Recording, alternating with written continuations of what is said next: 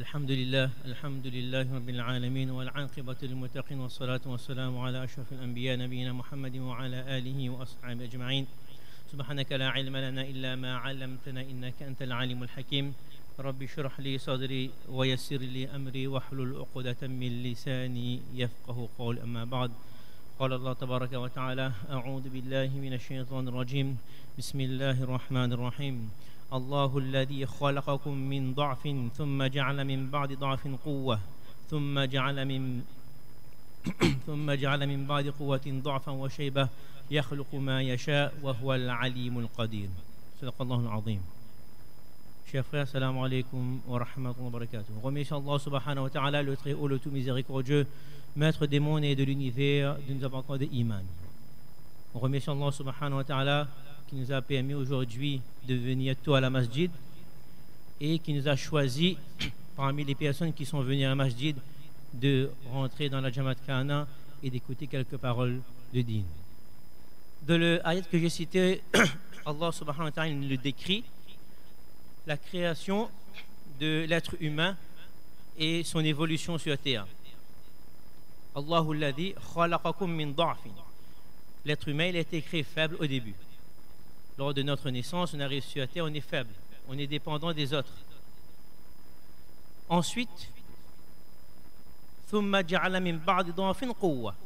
Après avoir été faible, Allah subhanahu wa ta'ala nous donne de la force. Il nous fait grandir, on atteint notre maturité, on peut prendre des décisions. Et à la fin de notre vie, thumma ja'ala min ba'di quwwatin da'fan wa shayba. Et à la fin, on va redevenir faible et on va atteindre la vieillesse. On aura besoin des autres. Alors l'étape la plus importante, c'est lorsqu'on est dans cette période de quwwa, de maturité et de force. C'est notre jeunesse. La jeunesse, c'est depuis l'âge de la puberté jusqu'à environ 40 ans. Et donc il est important donc, de bien, justement, lorsqu'on est très jeune même, de bien donc d'avoir une bonne éducation, parce que les jeunes d'aujourd'hui de 10, 12, 13 ans, mais ils seront les adultes de demain. Dans le Coran, Allah subhanahu wa ta'ala cite des exemples de jeunes personnes. Ibrahim alayhi salam, قالوا سمعنا فتى يذكرهم يقال له إبراهيم. قالوا سمعنا فتى. Donc un jeune Ibrahim alayhi salam, Allah subhanahu wa ta'ala avait déjà donné donc depuis la jeunesse donc cette faculté de bien différencier le bien et le mal. La récompense d'un jeune qui passe sa jeunesse dans l'adoration d'Allah subhanahu wa ta'ala, récompense extraordinaire.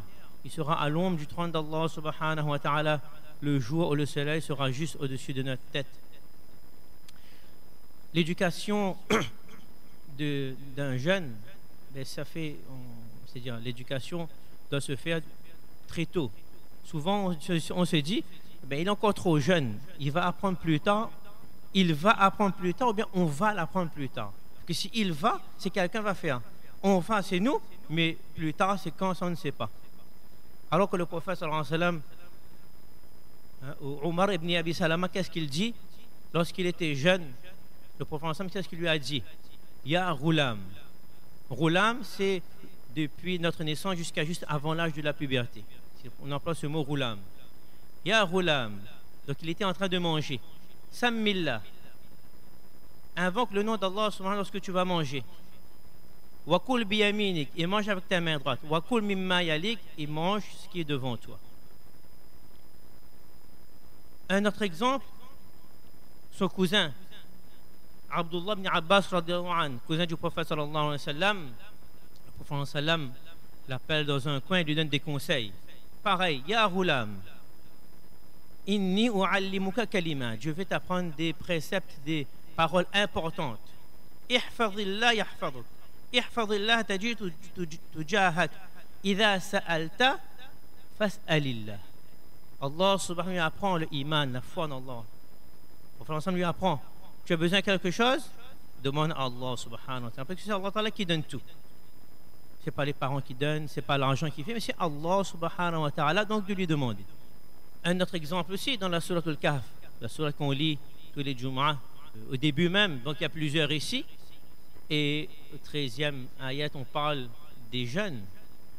نحن نقص عليك نبأهم بالحق إنهم فتية آمنوا بربهم وزدناهم هدى.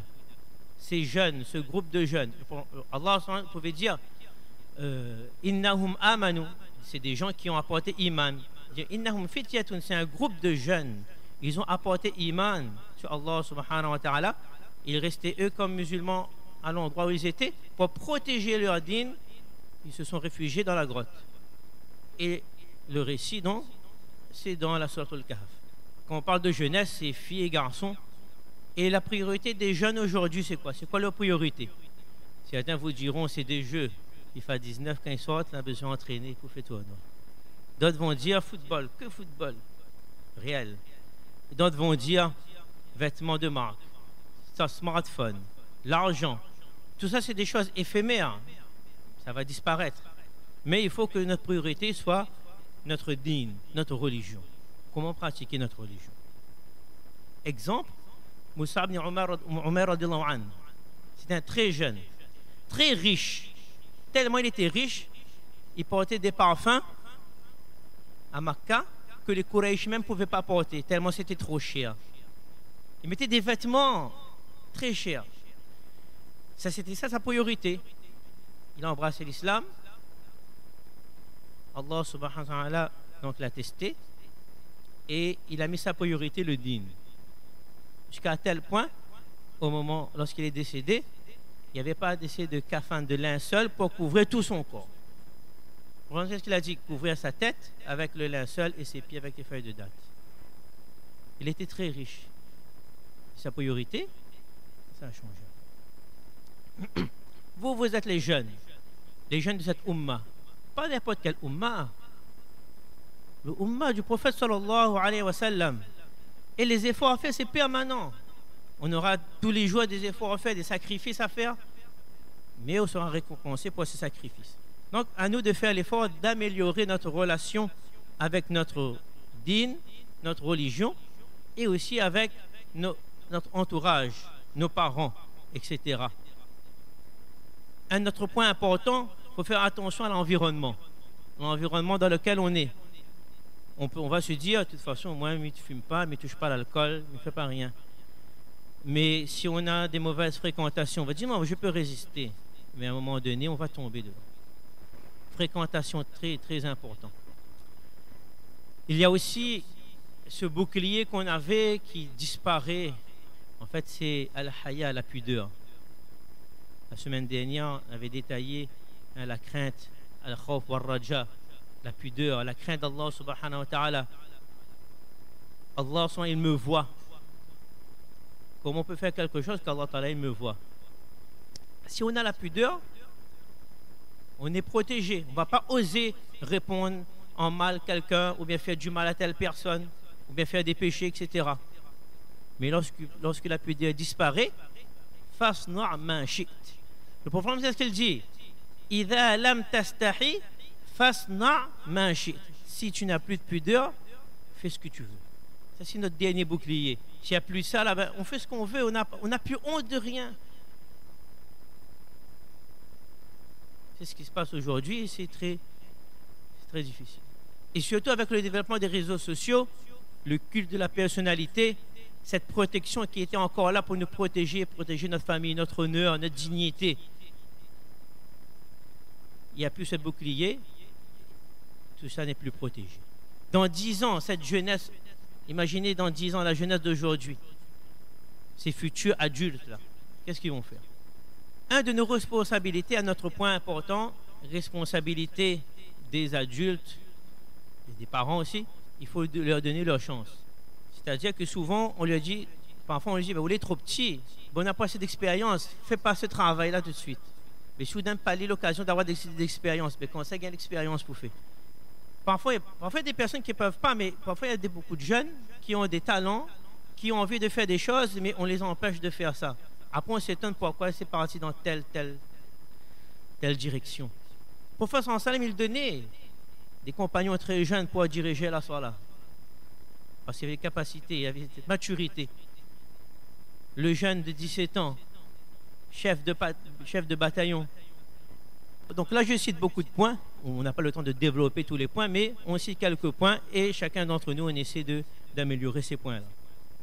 Autre point important, c'est qu'aujourd'hui, nous, parents adultes, soit on fuit, soit on délègue les responsabilités.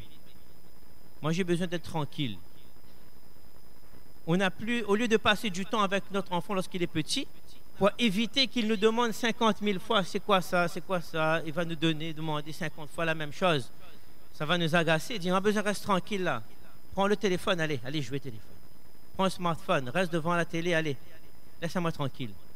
Il a besoin de nous, on n'a pas le temps pour eux. Mais demain, lorsqu'on sera vieux, âgé, on aura besoin d'eux. Qu'est-ce qu'ils vont dire? Ah, ouais, gars, à moi là, on redemande 50 fois les mêmes affaires. Allez, laissez-moi tranquille. Allez voir un tel, allez, bonne maison. Ça vous fait très attention. Donnez du temps à vos enfants. Autre chose aussi, c'est que parmi les premières choses qu'on doit apprendre à nos enfants, c'est cette iman, cette croyance en Allah subhanahu wa ta'ala. Un exemple pas très réjouissant. Et d'année en année, ça diminue, mais cette année, ça atteint le... Sur une classe de 5 ans, des enfants de 5 ans, 49 élèves environ. On pose la question, qui connaît le kalima et tayyiba? Personne ne répond. Bon, peut-être les plus difficiles, kalima et tayyiba, kalima. Bon, on va dire le début. On donne le début. La ilaha, continuez. Rien du tout. 49. Mais peut-être un va répondre. On donne complet la ilaha illallah Muhammadur Rasul. Qui connaît? Personne.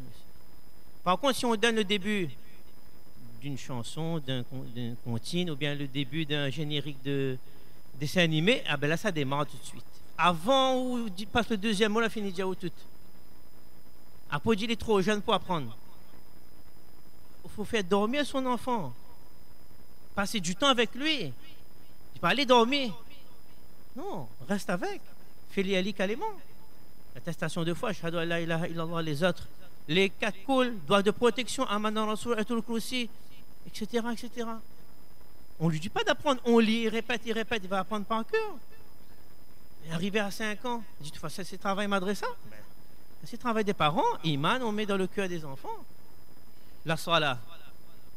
Combien de musulmans il y a à La Réunion? Combien dans le sud? Combien à Saint-Pierre? Combien au centre-ville? Combien fréquentent la masjid?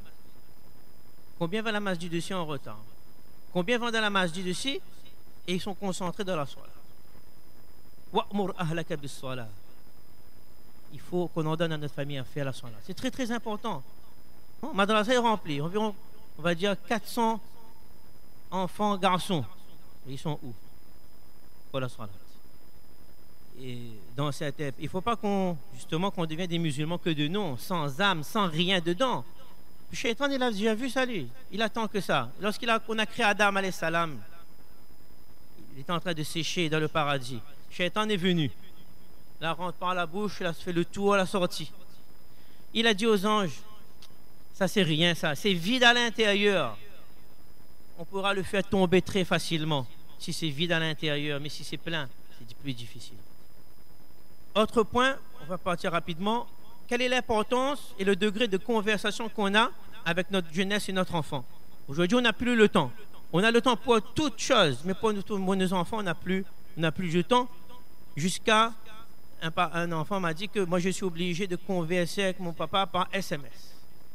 Il n'est plus causé, nous envoie SMS pour causer avec lui. Luqman alayhi salam, il a parlé avec son enfant. Parce que si on n'a plus de batterie, on ne gagne plus causer.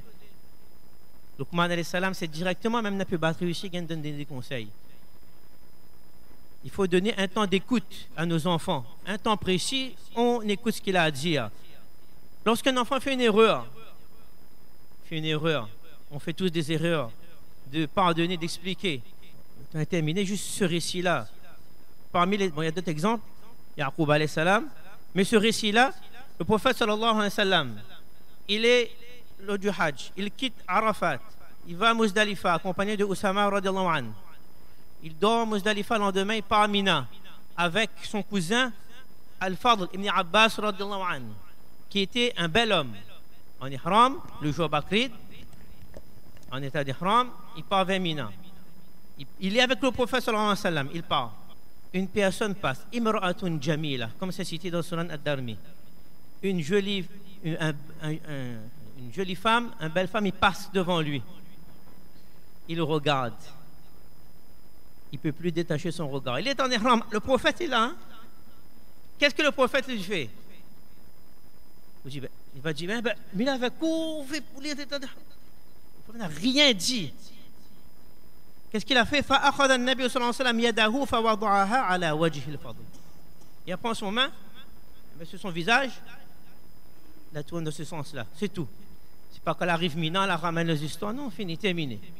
C'est pour ça, lorsqu'un jeune fait une erreur, il faut le jeune aussi, il reconnaît son erreur aussi. Mais aussi, donc, il faut faire avec hikmah, veiller à sa fréquentation, faire doua. Doua des parents est accepté. Souvent, on demande des douas pour qu'elle ait un bon travail, etc. Mais il faut doua qu'Allah Ta'ala le garde avec iman. Et pour terminer, tout ce qu'on veut corriger sur notre enfant, il faut le mettre sur nous en premier. Il faut le mettre sur nous, je parle pour moi-même en premier, il faut le mettre sur nous en premier parce que les enfants, ils nous regardent depuis qu'on est petit. Les premières personnes qui le regardent, c'est nous. Ce qu'on fait, donc ça c'est bon. Ce qu'on ne fait pas, ça c'est pas bon. Et comme il est pas, on va juste terminer sur cette histoire qui est passée pas longtemps. Un musulman ici, donc il est restaurateur, il fume, donc il ne fume pas dans son restaurant, mais il part dehors pour fumer. Donc il jette les mégots dehors. Et un jour, qu'est-ce qu'il voit? Son petit enfant de 4 ans, il prend un mégot à terre, ça qu'il a crasé dans 2-3 jours, il trappe, il met dans sa bouche. De suite, lui, il a arrêté de fumer, mais il a dit, il faut arriver à ce niveau-là pour comprendre que les enfants, ils nous observent. Donc Allah subhanahu wa ta'ala me donne moi-même la compréhension de quelques paroles, qu'Allah subhanahu wa ta'ala, il protège notre jeunesse, qu'Allah subhanahu wa ta'ala, il nous pardonne, qu'Allah subhanahu wa ta'ala nous donne la force de bien éduquer nos enfants, qu'Allah subhanahu wa ta'ala, comme nous a réunis aujourd'hui, qu'il nous réunit tous dans le paradis. Amin ya rabbal alamin. Wa akhiru da'wana alhamdulillah.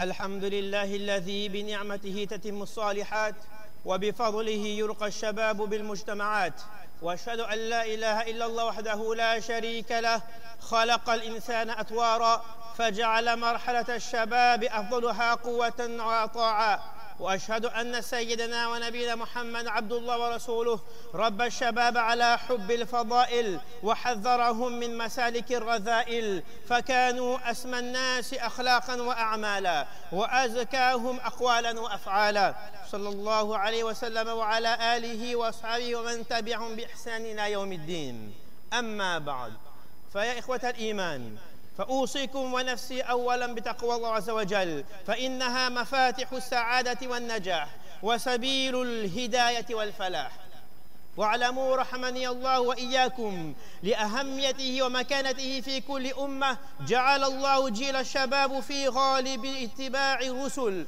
وحملة لواء الرسالات فلا تكاد تذكر سيرة نبي من الأنبياء إلا ووجدنا أن غالبية اتباعه من الشباب قال الله تبارك وتعالى قالوا سمعنا فتى يذكرهم يقال له إبراهيم. وقال تبارك وتعالى في سورة كهف إنهم فتية آمنوا بربهم وزدناهم هدى. وقال عز وجل وإذ قال موسى لفتاه لأبرح حتى أبلغ مجمع البحرين أو أمضي حقوبا.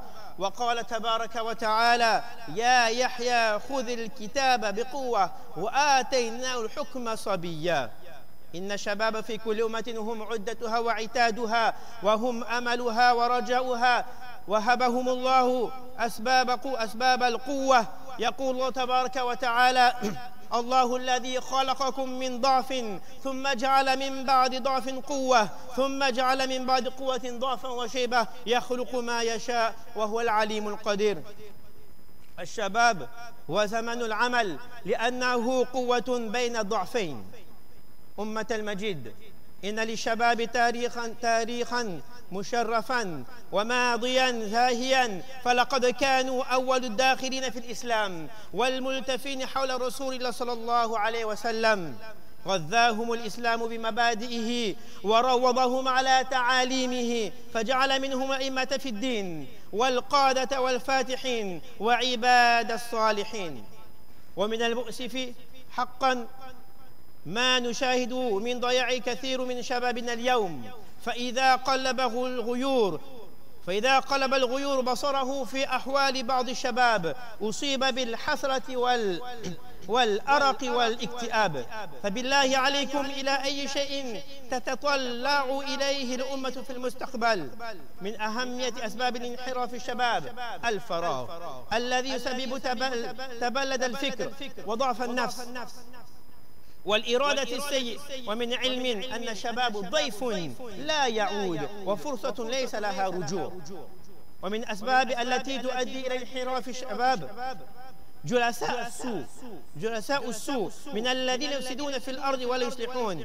أخرج الإمام أحمد عن أبي هريرة رضي الله عنه النبي صلى الله عليه وسلم قال المرء على دين خليله فلينظر أحدكم من يخالل. ومن أسباب الانحراف كثرة المثيرات من خلال المشاهد الهابطة التي ترسخ في أذهانهم أن الدنيا لعب وله. ومن أعظم هذه الأسباب انشغال الآباء والأمهات عن عدم تخصيص وقت كافي للتربية، فيترك الشباب دون توجيه وإرشاد. أعوذ بالله من الشيطان الرجيم. ونفس وما سواها فألهمها فجورها وتقواها قد أفلح من زكاها وقد خاب من دساها. أقول قولي هذا وأستغفر الله العظيم لي ولكم فاستغفروه يغفر لكم إنه الغفور الرحيم، وادعوه يستجب لكم إنه هو البر الرحيم. الحمد لله رب العالمين والعاقبة للمتقين ولا عدوان إلا على الظالمين، ونشهد أن لا إله إلا الله وحده لا شريك له ولي الصالحين، ونشهد أن سيدنا ونبينا محمد عبده ورسوله إمام الأنبياء والمرسلين وأفضل خلق الله أجمعين، صلوات الله وسلامه عليه وعلى آله وصحبه والتابعين لهم بإحسان إلى يوم الدين. أما بعد، فيا عباد الله، إذا كان حديثنا عن أسباب انحراف الشباب لا يعني خواء المجتمع من الشباب المستقيم، فهم من مبشرات الخير. قال النبي صلى الله عليه وسلم: 7 يظلهم الله تبارك وتعالى في ظله يوم لا ظل إلا ظله، فذكر منهم وشاب نشأ في عبادة الله. فاتقوا الله عباد الله، والتمسوا أفضل السبل والوسائل في تربية الشباب ليكونوا نافعين لأنفسهم، ناجحين في حياتهم، صالحين في وطنهم ومجتمعاتهم.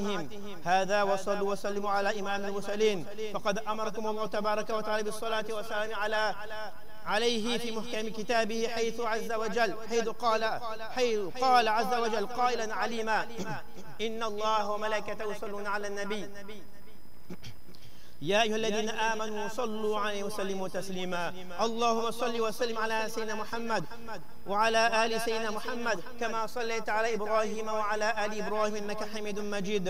اللهم بارك على محمد وعلى آل محمد كما باركت على إبراهيم وعلى آل إبراهيم إنك حميد مجيد. وارض اللهم عن الخلفاء الراشدين الأئمة المهديين الذين قضوا بالحق وكانوا يعدلون، أبو بكر وعثمان وعلي عليهم أجمعين، وعن أزواجه وأمهات المؤمنين، وعن سائر الصحابة أجمعين. اللهم اجعل جمعنا هذا جمعا مرحوما، واجعل تفرقنا من بعده تفرقا معصوما، ولا تدع فينا ولا معنا شقيا ولا محروما. اللهم إنا نسألك الهدى والتقى والعفاف والغنى. اللهم إنا نسألك أن ترزق كل منا لسانا صادقا ذاكرا، وقلبا خاشعا منيبا، وعملا صالحا زاكيا، وعلما نافعا رافعا، وإيمانا راسخا ثابتا، ويقينا صادقا خالصا، ورزقا حلالا طيبا واسعا يا ذا الجلال والإكرام. اللهم أعز الإسلام والمسلمين، ووحد اللهم صفوفهم، وأجمع كلمتهم على الحق، واكسر شوكة الظالمين، واكتب السلام والأمن لعبادك أجمعين. ربنا آتنا في الدنيا حسنة وفي الآخرة حسنة وقنا عذاب النار. عباد الله، إن الله يأمر بالعدل والإحسان وإيتاء ذي القربى وينهى عن الفحشاء والمنكر والبغي يعظكم لعلكم تذكرون. فاذكروا الله العظيم الجليل يذكركم، واشكروا على نعمه يزدكم، ولا ذكر الله أكبر، والله يعلم ما تصنعون. أقيموا للصلاة. الله أكبر.